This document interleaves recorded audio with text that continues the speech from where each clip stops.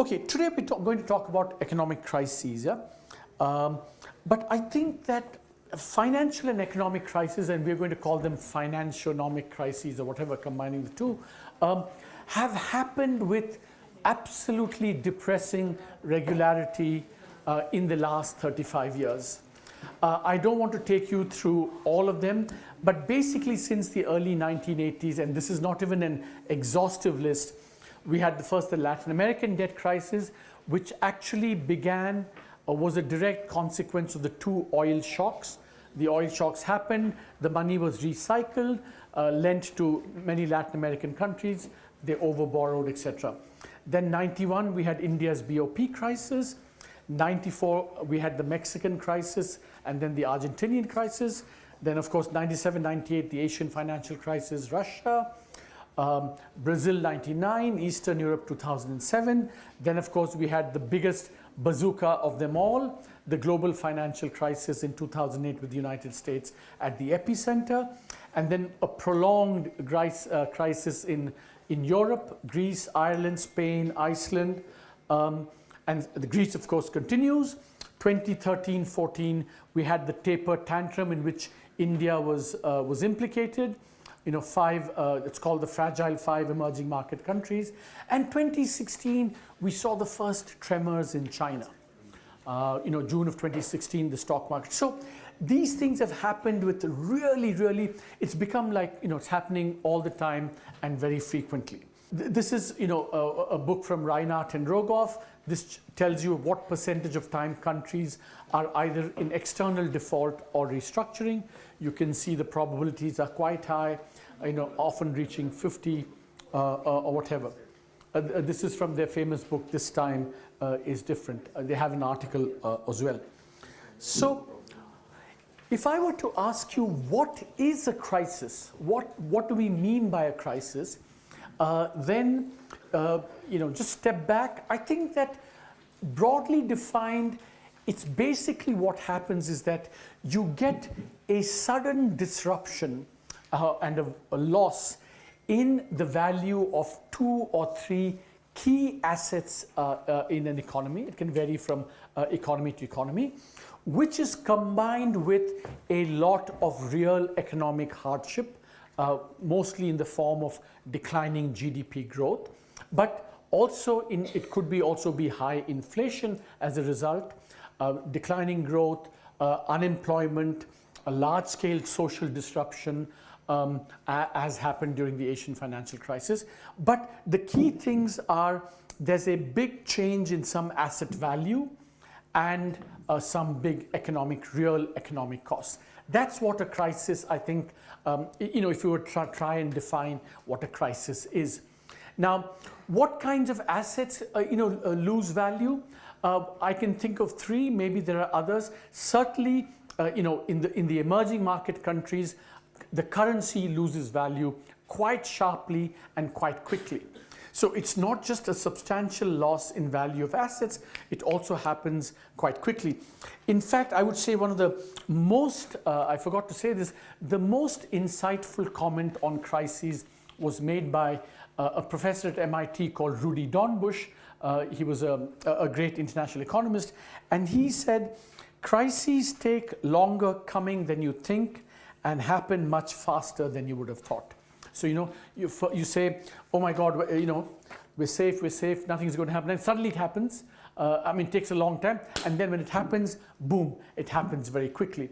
So currencies lose value. And that's what happened in India in 1991, Thailand during the Asian financial crisis, Indonesia during lots of these countries, Brazil in 99, Argentina, Mexico, 94. Equity, in Japan, for example, the stock market lost a lot of value.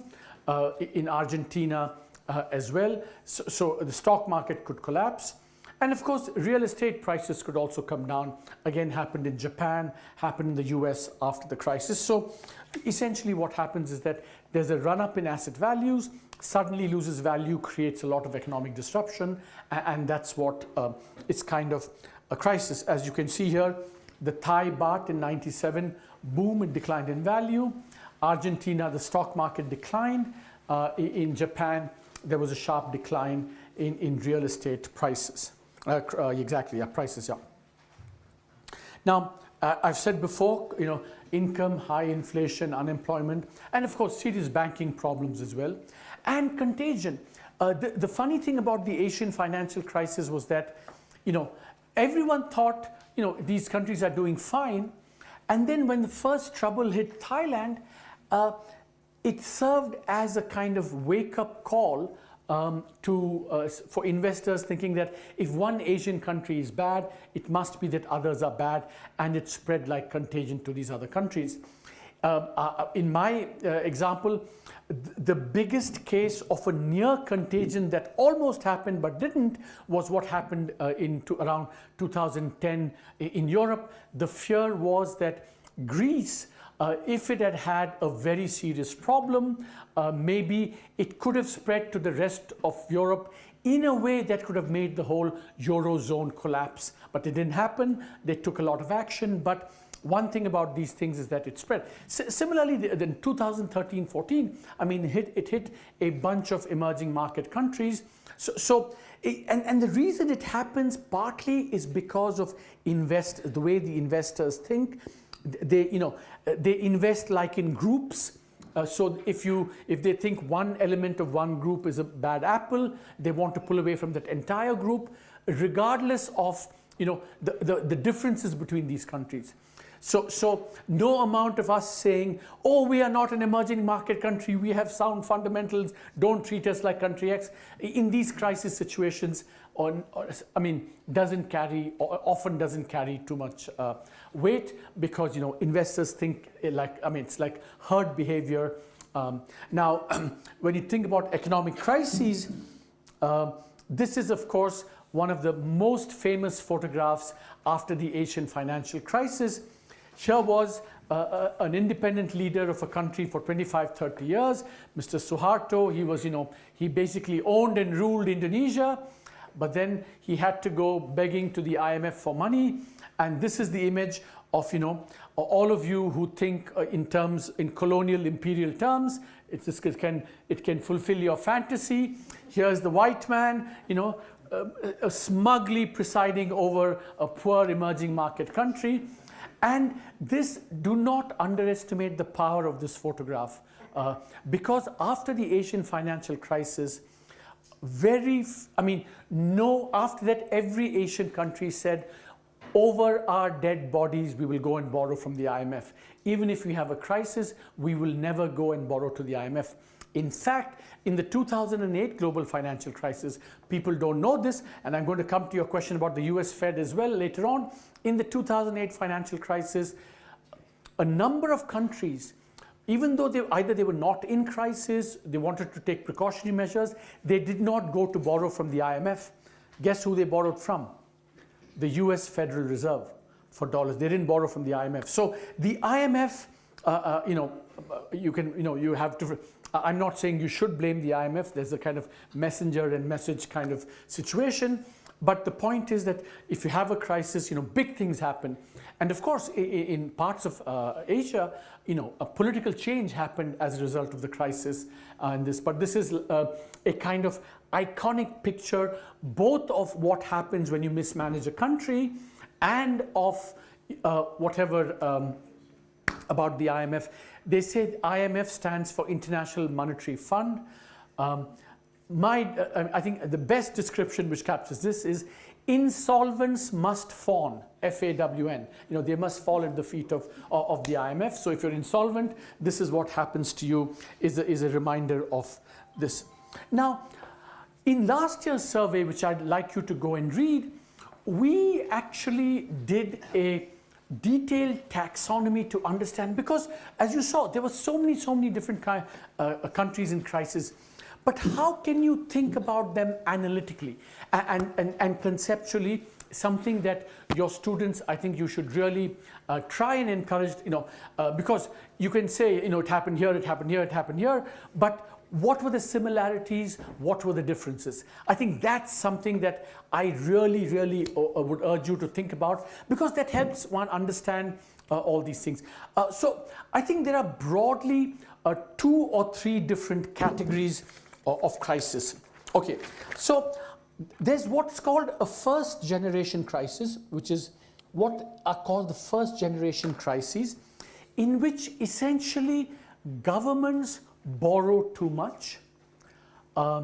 That's what's happened, as you can see, Latin America, India in 1991, even Greece. Governments borrow and spend too much. The current account often deteriorates. You don't have enough money to repay your debt. And then usually you have fixed exchange rate regimes. There's a speculative attack. The currency collapses and you have a lot of disruption. So that's straightforward, government borrowing that happens. In the second kind of thing, which we call a sudden stop, what happens is that it's not that the government borrows, but it's the private sector that borrows. So in this, typically what happens is a lot of foreign money comes in, domestic corporates borrow, domestic banks borrow, and then what happens, some trigger happens. In the case of Thailand, in the case of these countries, there was a feeling that the currency was becoming uncompetitive. The current account also widened in these countries. And then there is, to use the terminology of Guillermo Calvo and Carmen Reinhardt, there's a sudden stop. Money that came in goes out, the currency collapses, banking systems can collapse, firms can collapse, and then you have a major crisis. So that is the second kind of situation where the private sector borrows. Now, in both of these, whether the government borrows or the private sector borrows, essentially these things happen in emerging market countries. Usually there's a fixed exchange rate, and then the exchange rate collapses, and that's what triggers the crisis.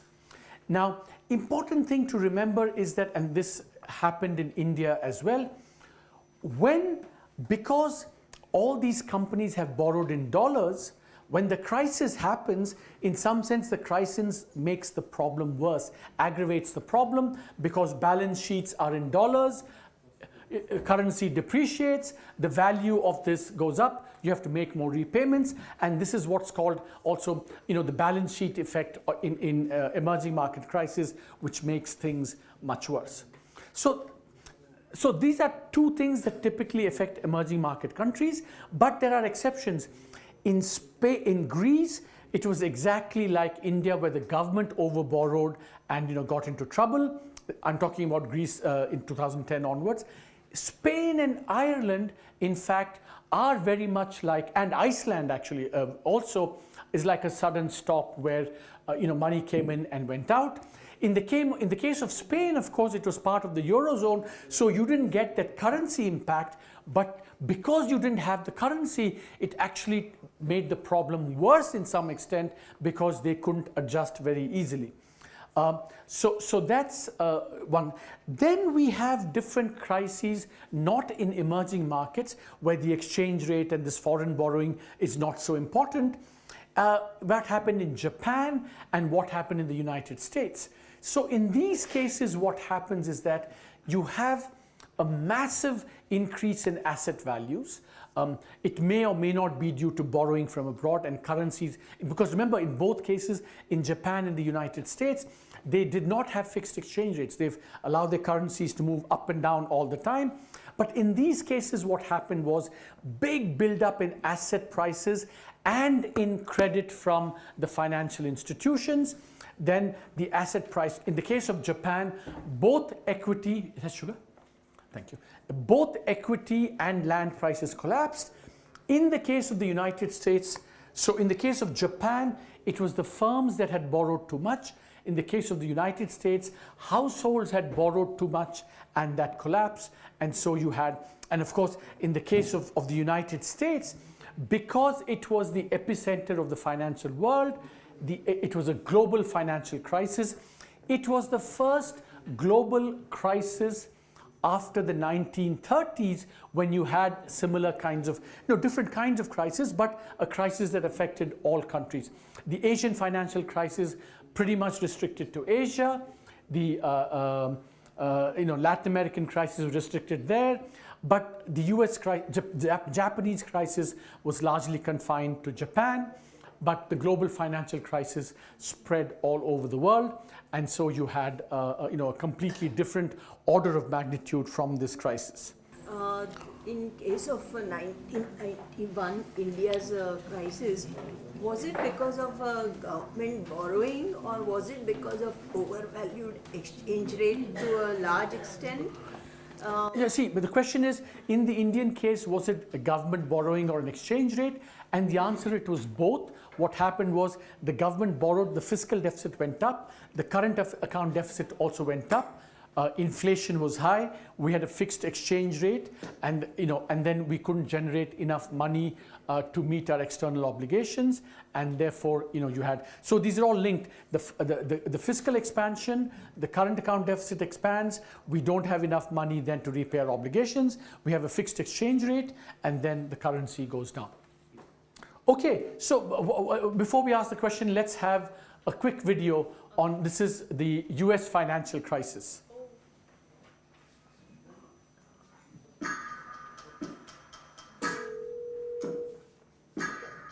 Michael, how are you? I found something really interesting.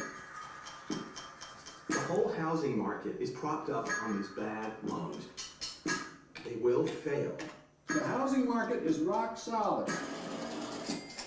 It's a time bomb. So Mike Burry, who gets his hair cut supercuts and doesn't wear shoes, knows more than Alan Greenspan. Dr. Mike Burry, yes. So that guy there knows more than Alan Greenspan. And I'm going to come to Alan Greenspan later on. And that was the, are we going to show another one? How many have you seen The Big Short? This is this movie, The Big Short. I would encourage you, I don't know whether you like seeing movies or not, but certainly to me, the best book about the financial crisis is the book by Michael Lewis called The Big Short, because it tells you how even in an advanced economy with sophisticated financial institutions, you would think these things can't happen, how it can happen even in a country like that. And it explains that very beautifully and what is so special about that.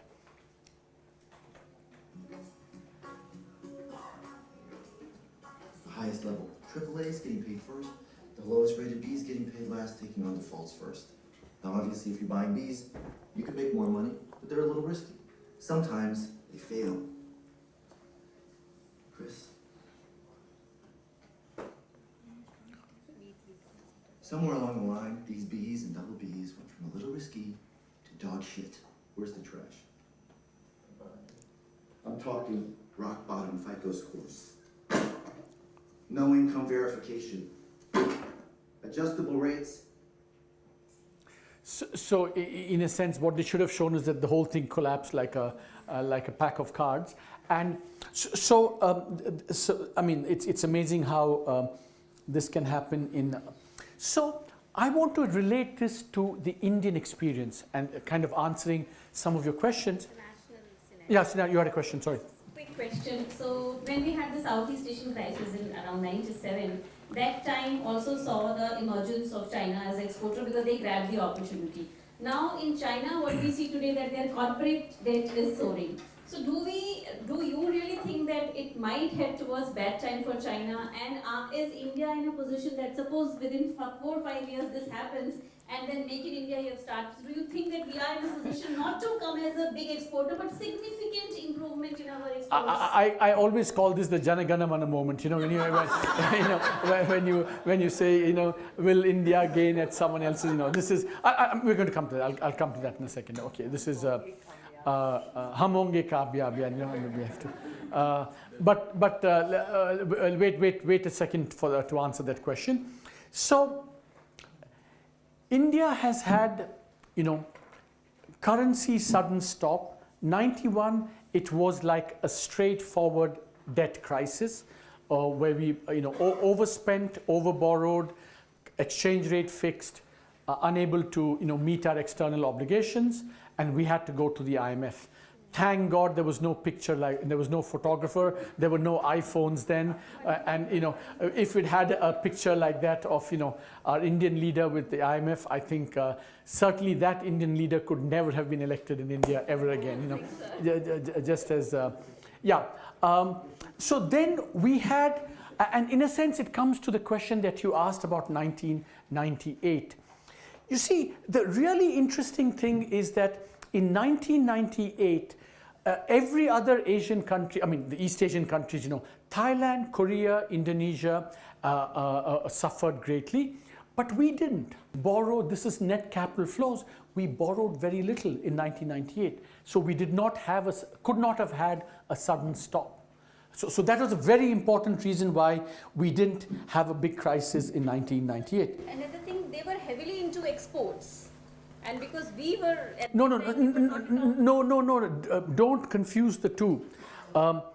If you export a lot, you build up surpluses like China did, and then you're going to be very strong and invulnerable to a crisis.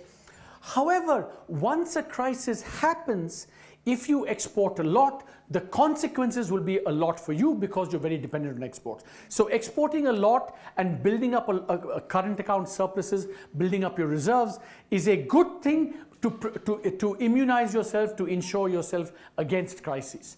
It's only when you're exposed, like it happened in the global financial crisis, those countries who exported more, especially to the United States, were affected more. But those are very different things, before and after. So 98, we pretty much avoided that. 2013 was like a sudden stop. Essentially, I'm going to show you here exactly what happened in 2013. Leading up to 2013, look at this big increase in capital flows. I should be here. This big increase in capital flows, that's what made us vulnerable then. And the only reason we didn't have a full-fledged crisis, in my view, was because the exchange rate was pretty flexible. Had we kept our exchange rate fixed and that had happened, capital would have gone out and would have had a 10, 15, 20, 25, 30% drop in the currency, and that would have been very, very disruptive. So it was almost a sudden stop. But what is interesting is that, and this is what we're going to look into in terms of the twin balance sheet problem, is that afterwards we've had this what we call the twin balance sheet problem. Now it has very little to do with exchange rates or foreign capital flows. It has to do much more with banking and corporates, like it did in Japan and the United States. And what we face now is something that we call a twin balance sheet problem. So what is a twin balance sheet problem? Essentially, the twin balance sheet problem is that both banks and corporates are stressed. So on the right-hand side, you see, this is data from Credit Suisse. How many companies have debt in which they do not generate enough earnings to be even repay your interest? So this is ICR is a measure called interest cover ratio. Does a company generate enough money just to repay interest? Forget about the loan, forget about everything else. And in the markets, you only get an investment grade rating if your interest coverage ratio is 2. So if your interest coverage ratio is not even 1, it's basically junk debt. It's a company is kind of like junk, not even investment grade. So nearly 40% of the debt today, the private debt in India, is with companies who cannot generate enough to repay their interest. So that's the first balance sheet that's challenged. Reflecting that, a mirror of that is the fact that we have banks who lend to these companies now have many of these assets are not very good. So we have non-performing assets as a share of total thing is quite high, and it's about and it's mostly concentrated in the public sector banks. We're going to come into why that's the case, but it's mostly in the public sector banks. I want you to notice and keep in mind here two things. 97, 98, we avoided the Asian financial crisis because we didn't borrow that much. But I also want you to keep in mind here that around 2002, 2003, we had similar problems in our banking system like we do today. So for example, today NPAs are like, whatever, this is the official number. We had, big problems even then, but then we didn't have any the same problems like we do today, and I will come explain that in just a moment.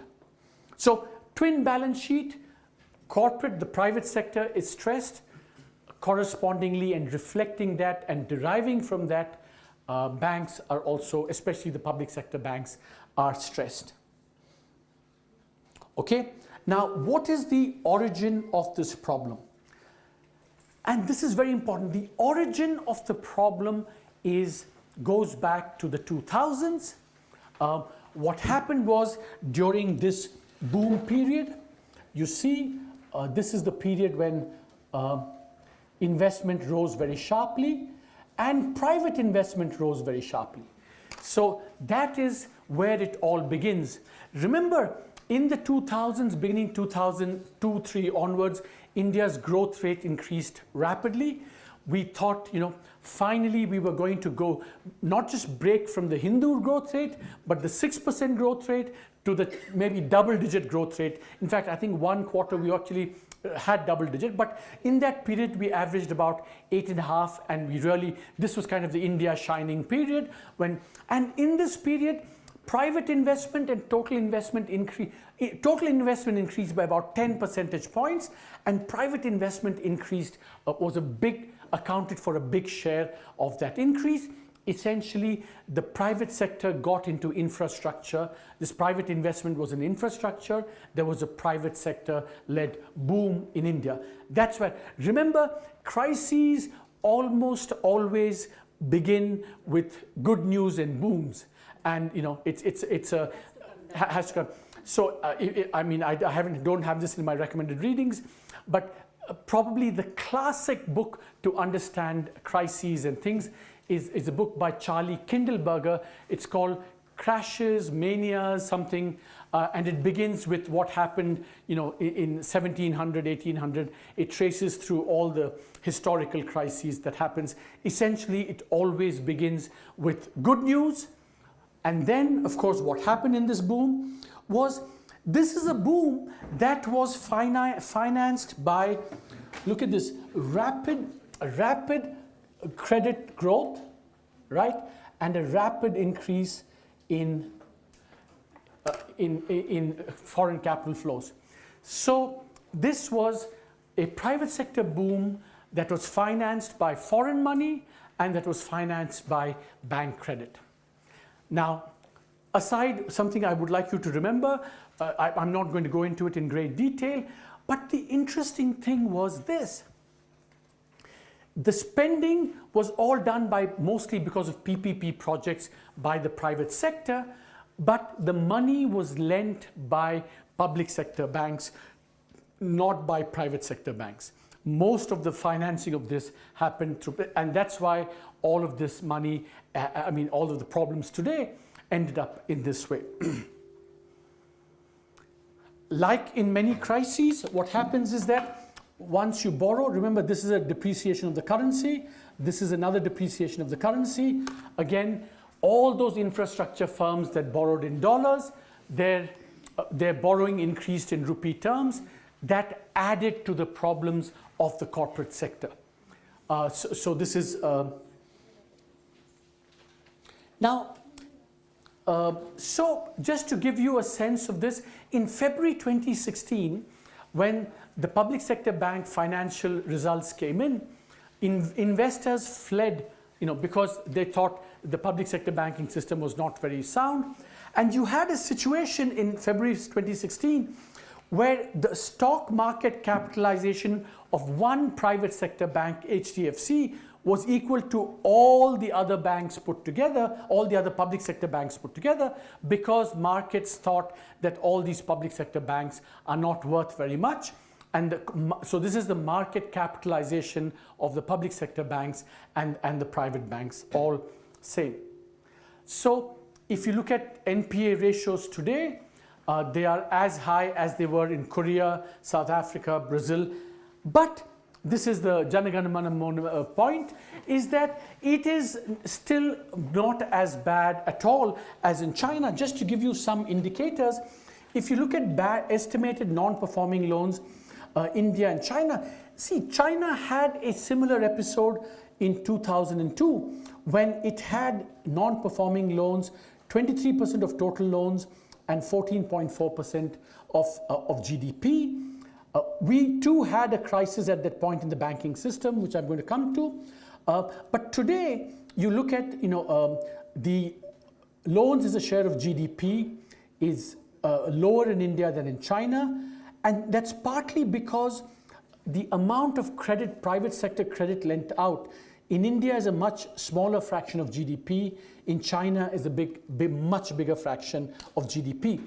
And so one of the points I make always to people in this India-China comparison is that this 53 and 140 should give you a perspective on the problem.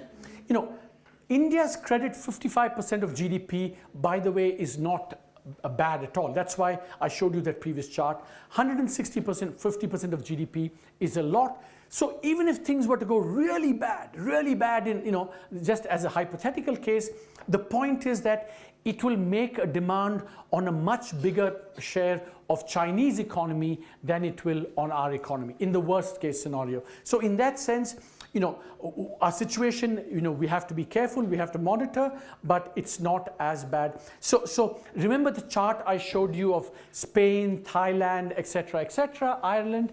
In fact, this is nowhere. Just to give you an aside, in terms of probably the numbers where they looked the worst was in Iceland. In Iceland, if I'm not wrong, bank loans as a share of GDP, bank loans were 11 times GDP. 11 times GDP. And it's a crazy thing that happened. And there was another figure, but anyway, it was 11 times GDP, so it was really very bad. So in that sense, one should keep this in terms of magnitudes, the perspective on what's happening. Now, yeah. Loan to value ratio will make any sense here, sir? See, loan to value is more a measure of, it's a kind of prudential measure. That is, if you want investors or borrowers to put in more down payment, to have more skin in the game, then you should, then you look at that. It's a kind of, so it's a way of actually tightening things. You don't want very reckless borrowing and lending, so you say loan to value ratios should be low. But that's a very good question, because it reminds me of something that let me finish this, I forgot to say, and then I'll take a question. So if you look at what happened in India in this period, it was like classic many countries that had this kind of problem. Overborrowing by corporates, both from the banking system and in this, and overinvestment as well. And essentially what happened was, when the boom was going on, people thought that, people made their plans for investment and borrowing as if these growth rates would stay forever and forever. That is the classic mentality of a boom. You think booms never end, booms will always, it's what Alan Greenspan used to call irrational exuberance. We had lots of irrational exuberance. And what happens, which comes to your loan to value point, which is a very good point, is that in that situation, including in India, firms and borrowers start taking more and more risks, because you see, oh my God, growth is so good, let's go for it. What happened was loan to value ratios increased, and of course the story is that firms, instead of relying at least to some extent on equity, basically most of it was just debt, leverage ratios went up, there was very little skin in the game for these promoters, and that encouraged more and more risky behavior. Remember, the more equity you have more skin in the game, you're going to be more prudential. But if you're just borrowing someone else's money to invest, it's heads you win, tail, someone else loses, and so that's the kind of thing that happened in India. So I think what also happened was there was a lot of reckless behavior, and of course something that I don't want to get into too much, which we see more now exposed, there was also a lot of cronyism, lending to people for political reasons and so on, which aggravated the problem, and that's why. So the lesson here is that in terms of the build-up to the twin balance sheet challenge, India was not very different from many other emerging market countries. What has turned out to be different is the aftermath, is that we haven't had as bad the aftermath to this as many other countries that I showed you just. We had a similar bad situation with the public sector banks and the banking systems, in fact even worse at that point in time. But what happened in India was essentially, after that point in time, the banking situation was pretty bad. NPAs were pretty high. But after that, growth took off. And so many of the things that were looking bad, this was the period, late 90s, early 2000s, growth was still very weak.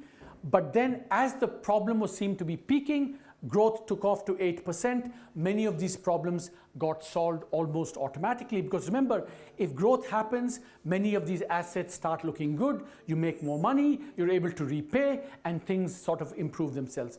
Now, the reason I mention this is to answer, there's a China 1 and a China 2.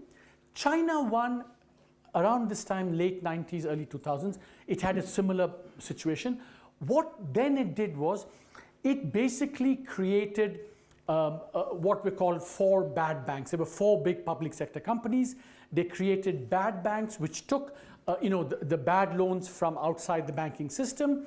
They kind of tried to clean it up, and then the banks were allowed to start functioning again. Now that's China 1. We'll come to China 2 a little bit later. Yeah? Yeah, query, yeah? So the investments in infrastructure projects during the boom period were mostly based on PPP sort of model, or? Yeah, PPP. They were almost all PPP projects. Yeah, that was the predominant.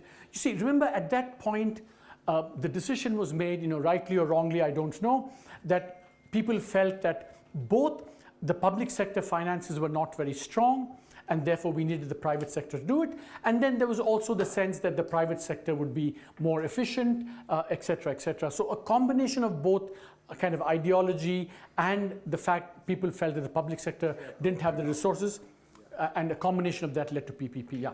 Yeah, one question there. Yeah, you haven't asked the question. Sorry, yeah. Just one clarification. Yeah, please, into the mic, please. So just one clarification question, that when we are saying that the share of NPAs is generally higher in India for the public sector bank than the private sector bank, is it just a simple case of public sector always like bailing out, trying to bail out the private sector? That's a good question. So what could happen is that you have an initial decision to lend to the private sector. But afterwards, when things start going bad, how do the banks respond?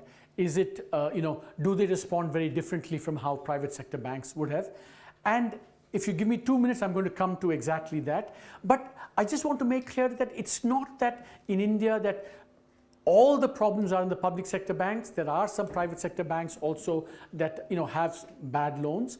But so the first response to your question is that between public and private, you can say, in the first instance, how do they make decisions to lend in the first place? Is there a difference? Could there be more cronyism here or there? The second question, in terms of how they respond, could there be differences as well? And I'll tell you how the public sector banks responded. If you absolutely must ask a question, please ask a question. Oh no, sorry, he has the phone. Here, give him the mic. If you have the microphone, ask it, please. Sorry, what about the composition of loan? Actually, I am analyzing the agriculture loan from 1992 to 2015. Basically, it's a composition of the loan, particularly the agriculture sector. The share of LBA, larger borrower account, was much higher than the share of SBA. So, in the earlier crisis-like situation, it was more spread, because more people were benefited. Now it's concentration of the loan is very high, even in the hands of large borrowers, particularly in the agriculture sector. And the No. situation is worse if he in the non-agriculture sector. See, I think, let me just say that, and I was going to come to that in a second, but essentially that in this episode, I don't know about agriculture certainly, but certainly in the non-agricultural sector as well, the loans are highly concentrated. You know, if the number that I told you that stressed loans are 40% companies, most of that is actually, a lot of the stress test is with about 25, 30, 35 companies. It's very concentrated. One last question before we move on, yeah. So that's same total bank credit versus GDP when we compare India and China.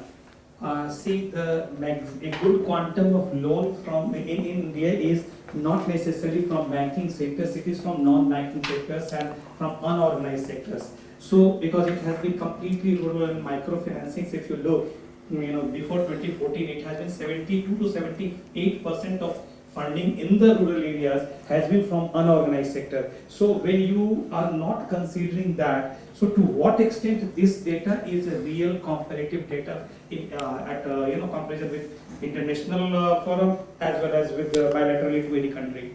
Yeah. So again, that's a good question because essentially the data that we have is credit extended by banks and financial institutions that are regulated by the RBI. We have data on that. We don't have data on the other stuff. Now, because then I also don't know what the Chinese data is. China, there could also be non-bank sources of funding. So in the comparison, I don't know which is more, which is less. But certainly if India is disproportionately more in this, the comparison would be not exactly accurate in that sense. That cannot be called NPA, but an organization sector is not giving money to anybody. They take a lot of guarantee. It's not NPA. Well, we don't know, right? I mean, we don't know, after all, even these loans are against, there has to be some collateral. And the quality of collateral can vary. We don't know exactly what it is. Question, not a statement. A question, yeah. In a country like China, where there is a distinction between debt, ownership of assets, and the companies which are doing the work, that distinction of debt is very misnomer because the assets are owned by the companies are themselves doing it, and the debt is also from banks are also owned by the government. Yeah, structure can change, but I mean in India also. Let me just move on because India too, the banks are owned by the government. So now, but the key thing I want you to take away from this is that the run up to the crisis is not very different in India, or not to the twin balance sheet challenge elsewhere. What is very different about India is the consequence. What happened, after the crisis? Why hasn't growth suffered in India like in other countries that experience this crisis? You see, a big part of that, of course, is that it's with the public sector banks.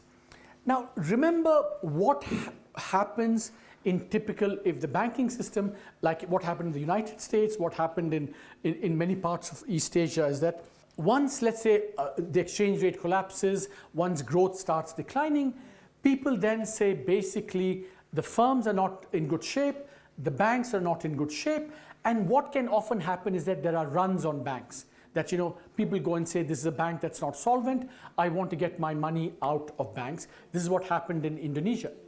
And US as well to some extent. But because in India the banks are a public sector owned, you know that Bharat Sarkar is behind them. So it's both a good thing and a bad thing. It's a good thing in a crisis, you don't get the same panic herd behavior that you would if it were privately owned. So remember that I should step back and say, even where there is private ownership of the banks, which is what happened in the 1930s in the United States, depositors still are guaranteed their money. So in order to prevent this run where people line up and take money out of the banks, there is deposit insurance in many parts of the world. But it doesn't extend to everyone. It extends mainly sometimes only to small depositors up to a certain point and so on. But in India, you don't even need that because In fact, it's a statistic you should all go and check and ask your students. In the 2008 crisis, when the global financial crisis happened in India, you will see that the share of the public sector banks in deposits probably actually increased rather than decreased. Which just shows that because your financial system is public sector dominant. Now it's a good thing but it's also a bad thing because you don't get the kind of what we call, you get moral hazard, where you don't have an incentive to take the right risk-taking behavior to engage because afterwards you don't have to pay the consequences. So it's always a trade-off in these situations, and that's what happened. A second reason in which India was different was that, you see, in most countries after crises, growth collapses. So if you look at, for example, India, after the first 91 crisis, growth declined. During the East Asian crisis, we had suffered nothing at all. But notice that, in this period, which is, let's call this the post kind of twin balance, let's say the twin balance sheet problems arose around 2009, 2010, India has still posted respectable rates of growth. 5, 6, 7, 8, between 6.5, 7. So we didn't suffer the collapse in growth that is typically associated with crises. Part of the reason, of course, was that, remember that despite all the excess that happened in terms of investment and borrowing, a lot of infrastructure got built, and so the supply capacity of the economy increased, and that to some extent cushioned against the problems that might otherwise have happened. Because there was a lot of investment or some investment backing up what happened, the consequences exposed turned out to be much less than elsewhere, and that's why we haven't seen a total collapse. What we've seen more, and especially more recently, is a slowdown rather than a collapse in growth. So that's a second reason, way in which India has been different. So I've showed you this investment went up, eased long-standing supply constraints. Now the other thing is, now this comes to your question about how do public sector banks how have the public sector banks responded? Now it's possible, and this is hypothetical, it's possible that if all these loans had been with the private sector banks may have chosen a course of action which may have been different from the public sector banks. But certainly in the case of the public sector banks, and in the case, and more broadly, I think people still had the experience of the 2002 crisis. i.e., they felt, or they could have felt, that look, give it some time, do a little bit of, so what banks did was they actually restructured a lot of loans. So basically saying, okay, we'll stretch out the loan, reduce, even if in net present value terms, we'll maintain the same loan, you can pay it over much longer periods and reduce the burden of companies. So this kind of giving time to time thing happened, partly from that experience, so that they said, let's give more time, growth will pick up again, and things will become better again. So that was part of the reasoning behind this, and the fact that public sector banks were involved could have been part of that as well.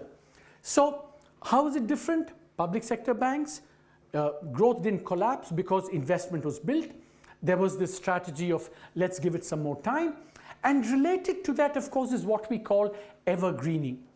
It's kind of related to that, but not the same. Essentially that you also kind of postpone the problem. So supposing you company, you owe me money, what I do is I lend to you to repay me back the interest. That's kind of called evergreening. It can carry on for some time. Again, if you think things are going to pick up, you can kind of do this. But essentially it's a postponement of the problem, and also it's a little bit of, you have to, kind of suppress the problem, think that it'll go away. And sometimes it may also involve, accounting practices that may be, not of the highest quality, let's say. So this also happened. And essentially that what you see here is that the debt of many of the stressed companies kept going up, which partly reflected that basically they borrowed a lot to just repay the loans and appeared to be in good shape when they may not have been in very good shape.